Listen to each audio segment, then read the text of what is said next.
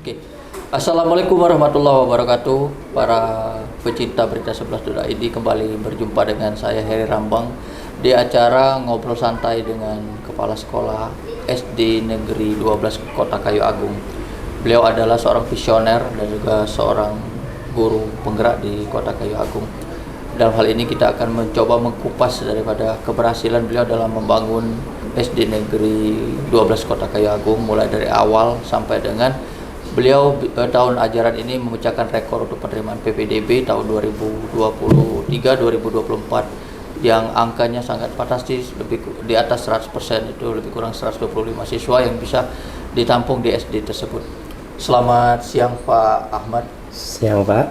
Pak, gimana ceritanya Bapak di SD 12 ini? Katanya tadinya bisa memecahkan rekor untuk penerimaan siswa baru di tahun ajaran 2023-2024 di angka 125 peserta anak didik.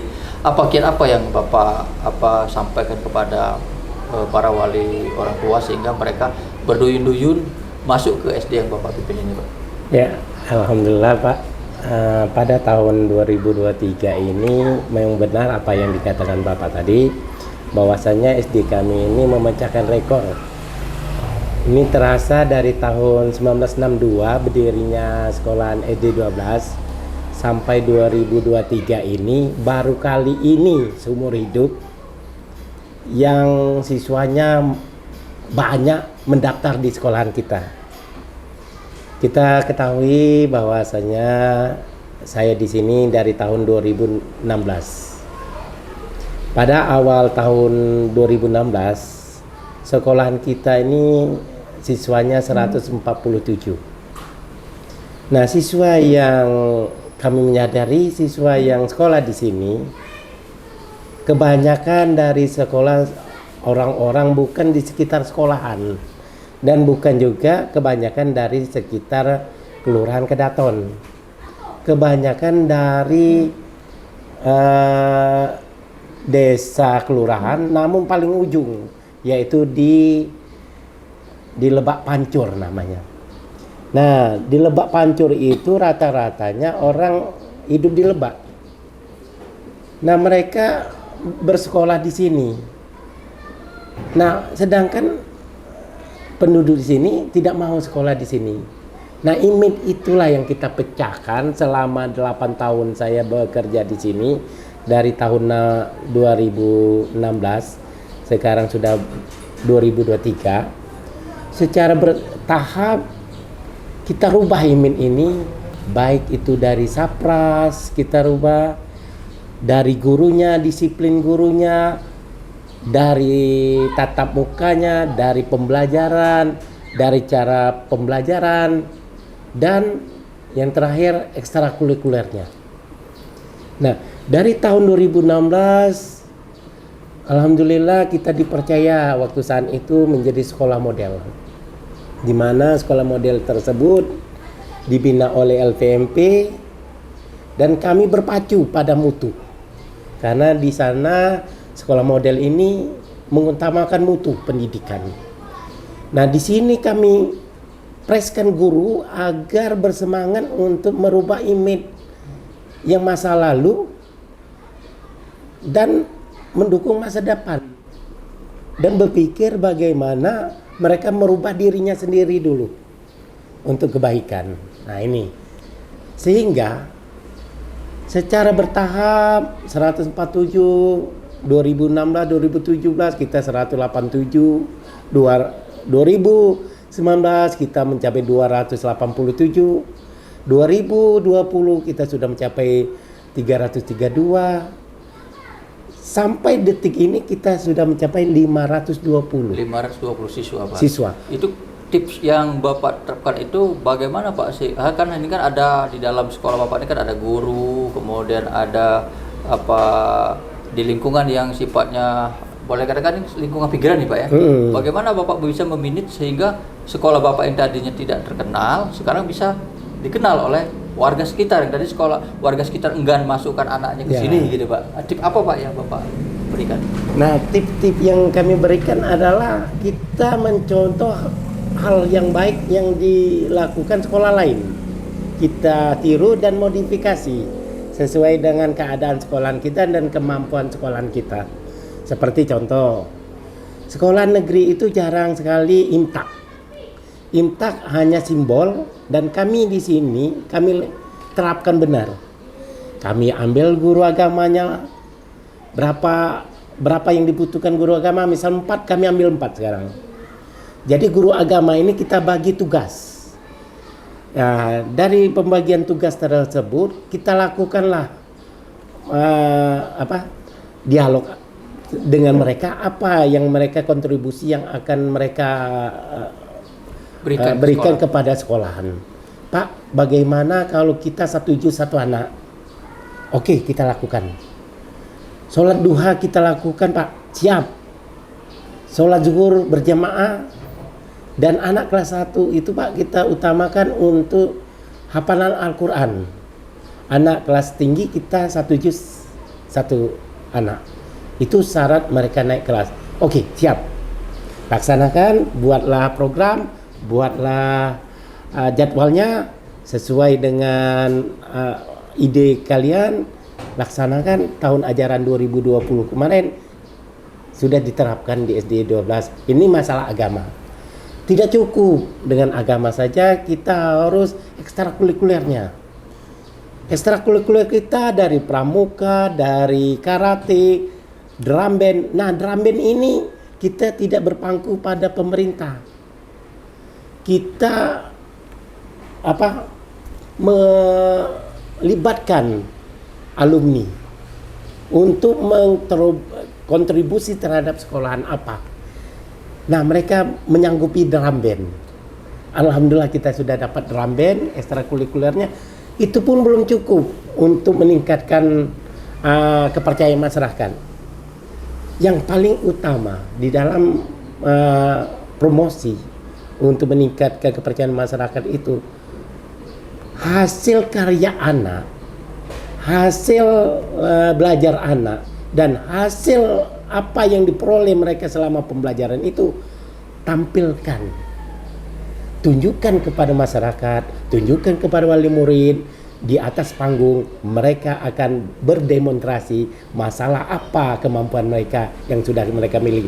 Itu luar biasa sambutan orang tua. Kalau prestasi, Pak, yang selama 8 tahun Bapak memimpin SD Negeri 12 ini, Pak, prestasi apa yang paling mencolok yang sudah diraih oleh SD Negeri 12 ini, Pak? Ya, alhamdulillah. Pertama kita 2016 sampai 2019 2018 kita dipercaya oleh LPMP 3 tahun berturut-turut menjadi sekolah model.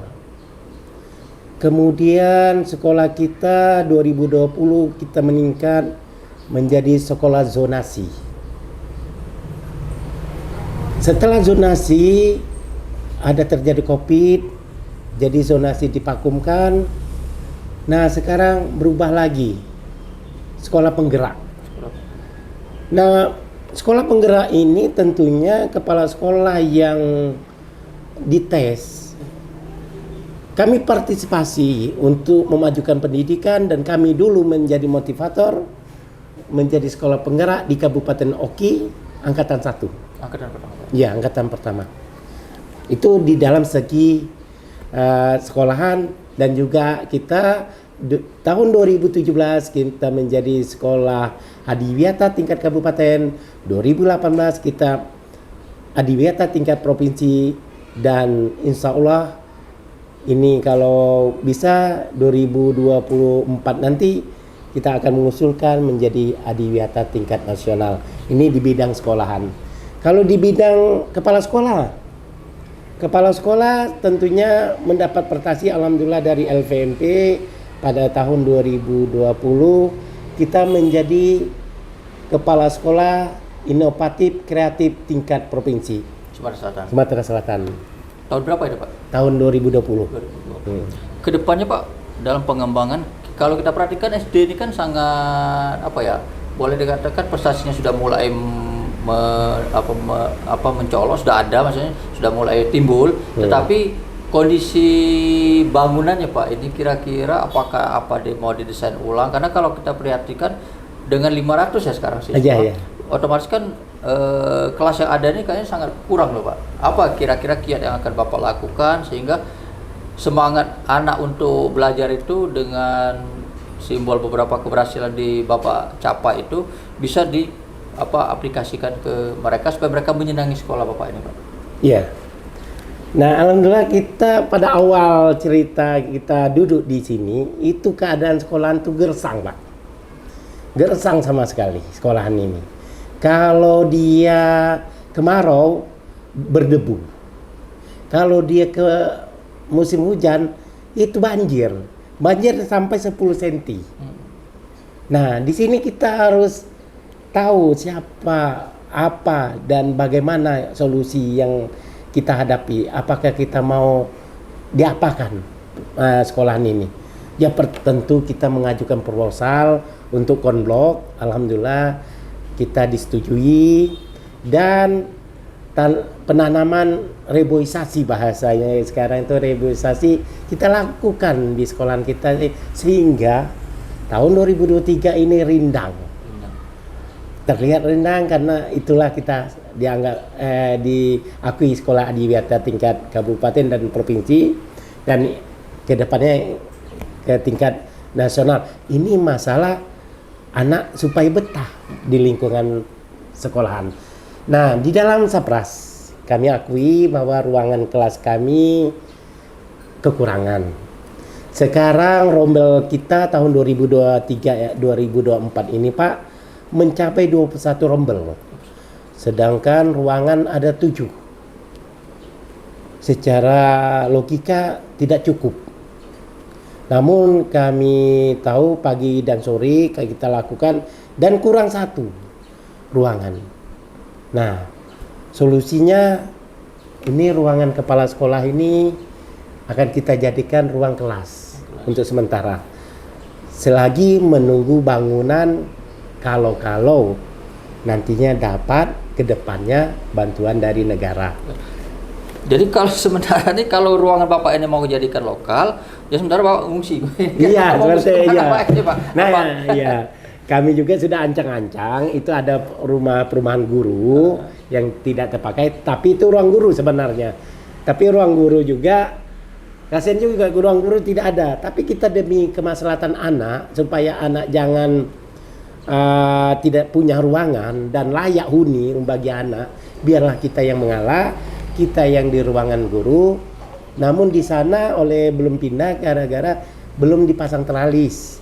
Mudah-mudahan Jumat ini kita pasang teralis sehingga Senin ini anak sudah bisa memakai ruangan ini sebagai kegiatan belajar mengajar, dan juga kegiatan perkantoran juga SD 12 juga masih berjalan walaupun kami akui secara layak tidak layak ya tentunya tidak layak, namun mau tak mau itu harus dilayakkan seperti itu Pak. Kalau masalah akademik Pak, gimana perkembangan selama Bapak pimpin 8 tahun? Ada progres peningkatan atau ada beberapa alumni yang sudah bisa masuk berapa ke sekolah negeri atau ke sekolah-sekolah lainnya Pak? Ya, alhamdulillah. Kita ketahui bahwa pada awal tahun kemarin kita terbentur guru-guru tua-tua.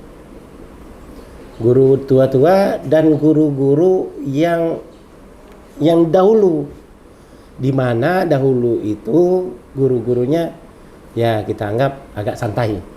Namun kita punya perubahan di sini disiplin. Jadi guru itu kebanyakan kaget kedisiplinan ini dan teguran yang kita buat.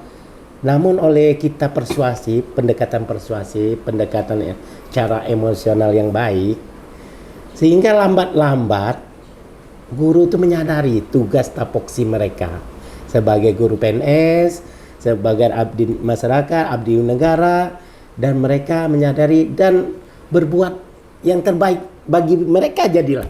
Jadi mereka berbuat bagi kebaikan untuk mereka. Saya hanya menuntut itu. tidak untuk berbuat yang lebih ukuran kita misalnya, tapi berbuat mereka yang baik, sudah tolak ukur yang baik.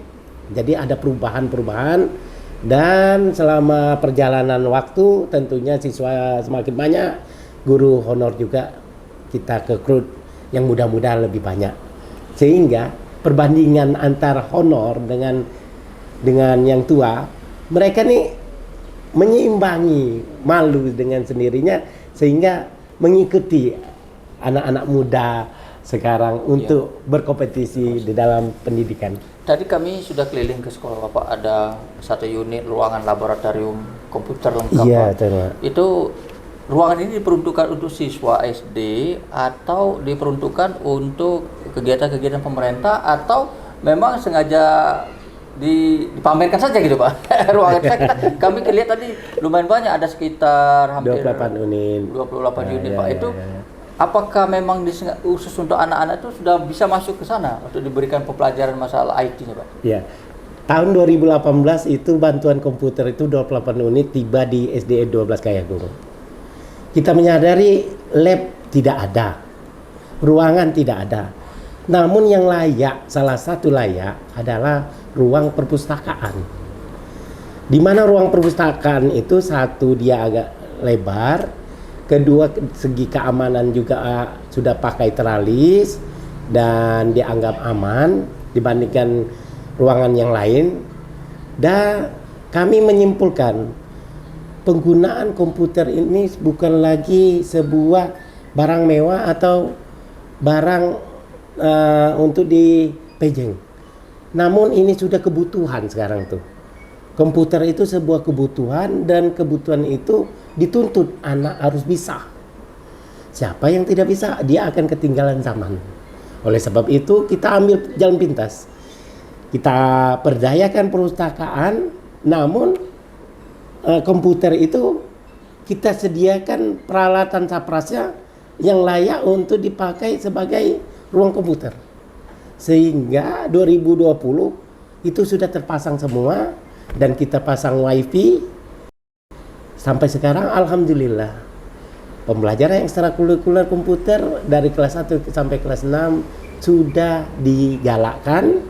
Dan utamanya sekali, selain pembelajaran komputer, asesmen sumatif sekarang sudah memakai akun belajar siswa classroom, sehingga tidak perlu lagi yang manual, yang memberikan kertas-kertas. Cukup kita buat di classroom memakai akun belajar siswa, sehingga siswa bisa mengakses, dan siswa bisa kita beritahu kapan mereka mau ulangan, kapan mereka itu cukup membuka di akun belajar mereka. Kita siapkan wifi dan komputernya di ruang komputer, dan juga di sana di ruang komputer itu perpustakaan juga ada juga berfungsi. Namun perpustakaan ini kalah dengan ruang komputer. Sering motivasi anak lebih baik main komputer daripada membaca ini. Bisa nanti diarahkan sebagai perpustakaan digital Pak. Mungkin Bapak sudah rencana ke depan kan sekarang ini kan digital, zamannya era digital, mungkin sudah terpikir oleh Bapak untuk supaya ada ruangan komputer, ada lab komputer, sekalian dijadikan perpustakaan digital gitu Pak. Ya. Nah, perpustakaan digital kita sudah kerjasama dengan perpustakaan daerah. Mereka sudah memberikan barcode, dan barcode itu sudah terkoneksi di komputer kita. Sehingga buku-buku yang ada di perpustakaan daerah itu bisa kita update di komputer, di lab komputer kita. Nah, itu sekarang kerjasama antara perpustakaan daerah dengan SD 12 Kayagung. Nah, itu. Kedepannya apa Pak harapan Bapak dalam pengembangan SD ini, sehingga semakin tahun SD yang tadinya boleh dikatakan terbelakang lah Pak ya? Iya, terbelakang lah, pelan-pelan awalnya akhirnya bisa berkembang sehingga jadi unggulan. Apa yang harapan kedepannya Pak? Nah, tentunya kita tidak mau melihat ke belakang. Kita sekarang itu sudah melihat ke depan, arah ke depan, di mana titik fokus kita pendidikan yang 4.0 itu. 4.0. Nah, 4.0 ini menjadi fokus kita, bagaimana anak sekarang itu sudah bisa beradaptasi dengan digitalisasi, dan sekolah juga bisa juga dengan berbasis data, sehingga apapun dari data-data kita yang masih di bawah standar, kita utamakan untuk diselesaikan atau dituntaskan ke depan. Visi misi kita capai untuk meraih cita-cita yang sudah kita tetapkan di dalam visi misi itu. Sehingga unggul bukan sebagai ucapan, namun penerapannya memang unggul. Seperti itu Pak ke depan SD kita. Oke, terima kasih Pak Ya, bincang-bincang sama-sama. kita hari ini di dalam program di Berita 11. Di dalam kita ada program Ini Sekolahku dalam bentuk ngobrol santai. Oke, para pendengar, para pencinta daripada Berita 11, tadi bincang-bincang kita dengan Pak Ahmad SPD MPD selaku Kepala SD Negeri 12 Kayu Agung yang sudah menceritakan panjang lebar dari sejarah keberadaan SD Negeri 12 Kayu Agung ini, dari SD yang tadinya terpencil, yang boleh dikatakan terbelakang lah gitu, sehingga akhirnya sekarang menjadi SD yang diperhitungkan di Kota Kayu Agung ini. Semoga kedepannya apa yang diharapkan oleh Pak Ahmad selaku pimpinan di SD Negeri 12 ini bisa tercapai dan bisa Amin. bisa menjadikan SD sebagai SD yang paling unggul di Kota Kayu Agung ini. Insya Allah. Mungkin ini saja bincang-bincang kita dengan Pak Ahmad. Sebelum kita akhiri daripada bincang-bincang ini, pada para pencinta Berita 11 ini, silakan untuk subscribe channel kita sehingga kita masih bisa nanti mengikuti kegiatan-kegiatan kita pada episode-episode selanjutnya. Atas pertanyaan kami ucapkan terima kasih. Wassalamualaikum warahmatullahi wabarakatuh. Waalaikumsalam warahmatullahi wabarakatuh. Terima kasih.